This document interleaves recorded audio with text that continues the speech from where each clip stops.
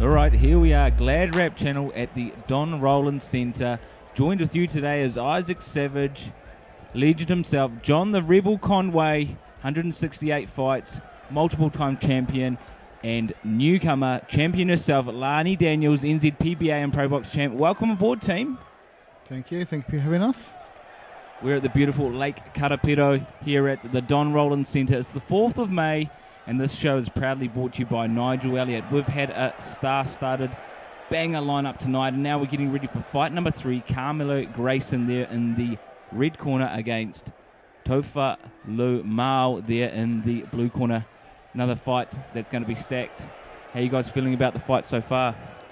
They look big, the boys, and so big boys, big punches. Yeah, I see Dion's there. He's my old coach in the amateurs. Oh, there you go, so see? The guy in the red will definitely have some good feet. Good, nice, straight punches. David Craig officiating the action in this one. Dan Hennessy calling the action as we get ready now for fight number 4. And like you said, John, these guys are big boys. Can only go one of two ways, really. Go the distance or someone's getting KO'd. Everybody wants a KO in boxing, let's be honest. Yeah, well, we always like to see a KO. We always like to see a KO, and the crowd is certainly getting a bit more amped as these fights go in. And like you said, it's Vegas-esque, right? The lights are blaring and the crowd's going off. Certainly warmed up now for fight number 4 as we get ready for Taufa coming out of the blue corner here.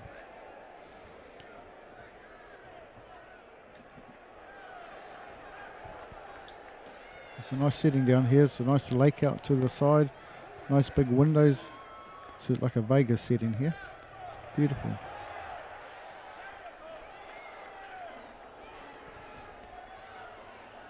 Fighters have come all across New Zealand for this, but we are here now at the centre of action at Lake Karapiro as we get ready for round number 1. This is 3x2s, but as we have been talking about earlier, these heavyweight boys may not go the distance.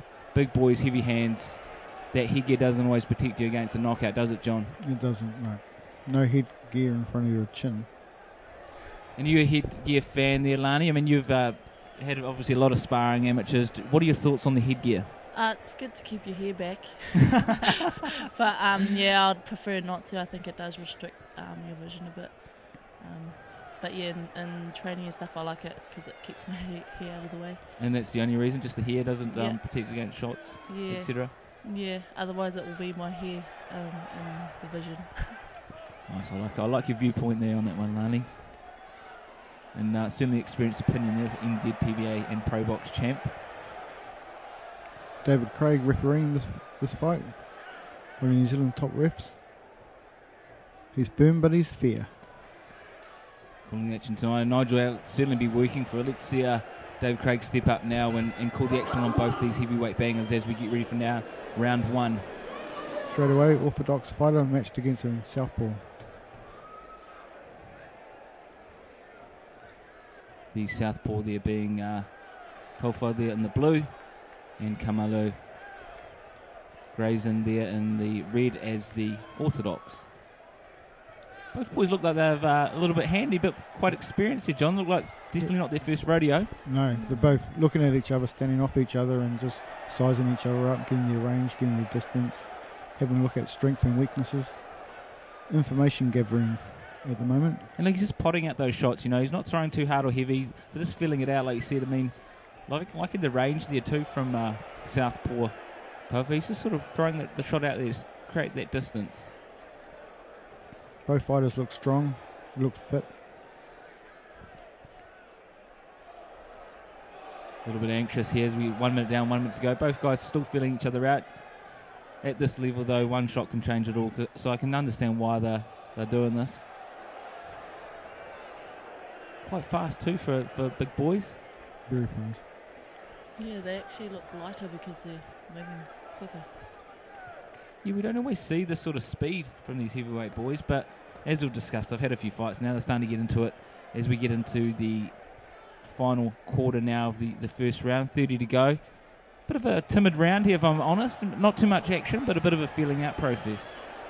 Well, it's hard to match it up to the ladies' fight or action fight. Oh, you're right on that one. I was, like I said earlier, I always like commentating on the female fights. They're feisty, they're ready to go, but these boys, there's a bit more of a filling out process in round number 1. Hopefully they can set up as we go into round 2. Yeah, quite technical round. Some good slipping and sliding. You just got to remember too, even one of those jabs from these heavyweights would hurt. So, like you said, really technical round, good round. First round for both guys and just feeling each other out. Got a hard round to score though. Yeah, I'm glad I'm not in the judges' seat for this one. You know, sometimes the judges have got an easy night, and other times definitely in a position. What would you like to see though, guys, from the second round? I mean, just take a bit more risk, throw a bit more out there, just unleash those fists. Yeah, one fighter's got to decide that they want to really win this fight and really step ahead and come in with a combo, land the combo, and then instead of going back out, jump in again, follow your opponent to the ropes and open up. But we'll see. This will probably happen in this round, but the first round is just information gathering and having a look at each other. But you've only got 3 rounds, so... Do you find it affects your style too in game plan, Lani, if you're fighting a different style fighter, like orthodox southpaw? Yeah, definitely. I think got to adjust. Sometimes. And this is the thing, even when you spar a southpaw or you're getting ready for an orthodox, everyone has their own style. So they might still be a southpaw but throw things different, again, from the southpaw you've been sparring, right? And as we're seeing with Taufa there, he's so quick. He's just throwing out double, sometimes triple right jabs. I have to think southpaw should just stay at home. Yeah, they're annoying, aren't they? They're annoying. Always cracking with those, I was going to say, unorthodox shots. And yeah. oh, that little body shot there. That was a good body shot, yeah. You know, and only a southpaw would hit someone like that, you know. Oh, he got up and then rocked him again. And, hey, that was, in my eyes, that was interesting. Fair. Yeah. Because you can never drop your guard in this game. And as we saw then, it was almost you got lights out. Protect yourself at all times. We saw that in a Mayweather fight a few years back, didn't we? We did. Now, hey, just like we wished for, these guys are both opening up now. The crowds suddenly get warmed up too with both these heavyweight bangers. Carmilo there now coming forward, holding that guard tight, but he is getting challenged by the southpaw, isn't he? He is. He's a very good counter fighter, the southpaw. And his left hand, which is his power hand, looks like it has power in it. And it's just ready, waiting. I mean, look, it just came through then. It's quick. It's fast. And he closes that distance, the way he steps forward, he throws that left out and then steps forward with that right. With the right, and then steps forward with that left. Yeah. Covering so much distance, Taufa. Ducking out of the way of that right. Just moving beautifully, isn't he? He is. He seems to be the more athletic of the two. He's really got good footwork too. He's just in and out, floating back, dancing around. Good foot. He got caught then. Oh, bounce back came through. Yeah, very explosive. And that's the thing. Like you said, he's a counter fighter because he's on the back foot, but he's still winning the fight. Usually the person on the walk up or the aggression. But you like to fight like that, don't you, Lani? You like to be quite technical and move around the ring, right? That's the way I've seen you fight. Yeah, I like going back and try to catch them coming on to me. Yeah, you sort of got a similar style in that sense. And in this fight, it's working. And Taufa is certainly racking up the points, but Carmilo, he's got everything to win this fight. So let's see how he goes into round 3.